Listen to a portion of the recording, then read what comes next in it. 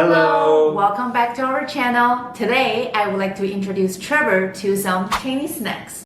The reason I choose to do so is because having lived here for over 7 years now, I feel like the flavor choice in the US is drastically different from what we normally have in China. Though in the US, when you think of the savory flavor, you would tend to go for chips with the standard salt flavor, honey barbecue, sour cream, and cheese flavor. And then the sweets tend to be in chocolate, fruit, or mint. But in China, I think we would tend to go for savory snacks with the spicy sauce, salted egg yolk, pork floss, as well as the shrimp flavor. And for the sweets, we tend to go for sesame, matcha, red bean, and taro. Before I jump into the specific ones that I have picked for Trevor, I do want to ask, what are the favorite snacks you had when you were in China? So I would say my favorite for the savory snacks were keroguo, which are a type of pea snack. It's kind of like a chip, honestly. For sweet, I kind of like these chocolate-covered chewy candies called QQ. Okay, without further ado, let's get started. So I have choose over 5 different snacks. Let's start with the salted one. So first thing I would like to introduce is, I was debating. Ta-da! So this is actually called the salted egg yolk cookie, but I think it's more like a biscuit texture.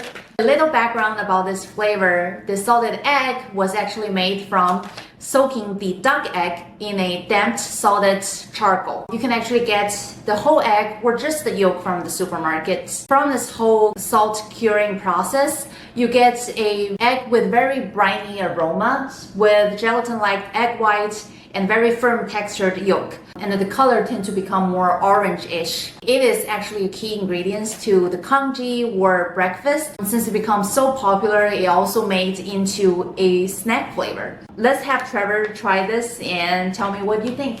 All right. Have you ever eaten these before? Yeah, I really like them. Stand by, home. It's a little crumbly. Let's see. It is exactly that flavor, that egg yolk in the middle of the mooncakes. Exactly that flavor. That's delicious. I really like it. Isn't it? Forgot to mention that the egg yolk is also made into the mooncake because people like to resemble the moon with an egg yolk that is very bright in this color, as I mentioned before. Yeah, this is fantastic. I could definitely eat a whole bunch of these. I actually had a lot of them before dinner, so I don't blame you for that. When you first think about this flavor, you find it very weird. I would say, yeah. I remember when I first heard about egg yolks being in mooncakes, I thought that was very weird. And then I tried it and I was like, this is delicious. But I feel like if I didn't know what this was and I just tried it, I would just be like, this flavor is good but unusual. Like, is this some like weird Chinese cheese? Is probably what I would think. Oh, you're interested? Definitely have a try. You won't be disappointed. Yeah, it's very approachable. And the pastry is so flaky that it's honestly a pleasing texture as well. So, what have you got for me next? Yeah, so the next one I want you to try is 辣条. Similar to the last one, a little background about 辣条. It is actually fried wheat with some spicy seasoning. They tend to be very oily but chewy. 辣条 specifically actually originates in Pinjiang back in 1998. What happened back then was a serious flood widespread in Hunan province, leads to serious reduction of the agricultural products, and soybean become one of which is this key ingredients for all the tofu or the sauce, like soy sauce, will be dramatically influenced. So they're thinking of using the wheat, which is the flour, instead of the soybean to make all the snacks or the food. That's when this type of snacks was being invented. I really love them because they can be a little bit addictive. So I will let you open it and try it. Alright. So you can kind of feel it being a little greasy on your fingers. I'm definitely going to need a napkin after this one, but let's give it a try. That's really good. I like these. It's a little bit spicy. It's actually not knock your socks off spicy. Just a little bit of a kick there. I would say it's more sweet than anything. Definitely very addictive. I remember back then, I had just whole bag within like 10 minutes and leads to some serious stomach problems next day. Oh no! Lovely. So moving on to the next, 大鸡马. From the packaging, it's called the Sesame Fried Flour Snacks. Very descriptive. Similarly, a little history time. So shatima is actually first invented back in the Qing dynasty. It's made of the fluffy strands of batter bounded together by sugar syrup. In the US, you have something similar as well. Yeah, it sounds a little bit like Rice Krispies, honestly, although that's marshmallow. So we got the sesame flavor, but people can always blend together with dry coconut or raisin as well. Normally very chewy, as I have understand. But then turns out that in Cantonese that they also have something that's very firm or crunchy. Why don't you open it and try it? It's a big package. If you like it, we got lucky. Yes. If not, I will finish it. Well, I feel like this is promising. So yeah, you can see the individual strands all up in there. Feels very much like a Rice Krispie treat kind of texture. Let's open it up, give it a try. You're gonna have a lot of crinkling to deal with when you're editing this one. It gets in your teeth. Mm-hmm. That's also really tasty. Kind of like a Rice Krispie treat gone soggy, but not in a bad way. I almost get a little bit more sweetness from it, even though obviously white Rice Krispie treats are hella sweet. This is good.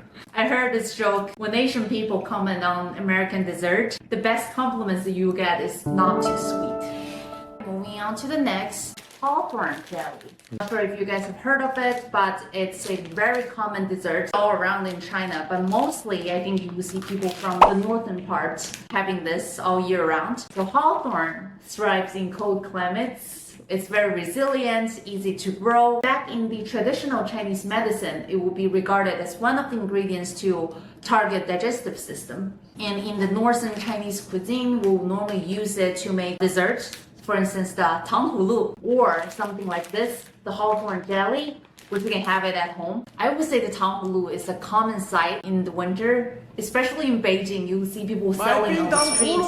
The way to make the tanghulu is you cover the hawthorn fruit in the sugar syrup, so it makes sense to selling them in the winter because the sugar coating was like less prone to melting. Oh yeah, I remember the one time you got tanghulu, it melted all over my hands when I tried it. So I have a question about the name. It's called Shada Hanbao. Is it at all related to a hamburger? I think it relates to a hamburger in the way of making it.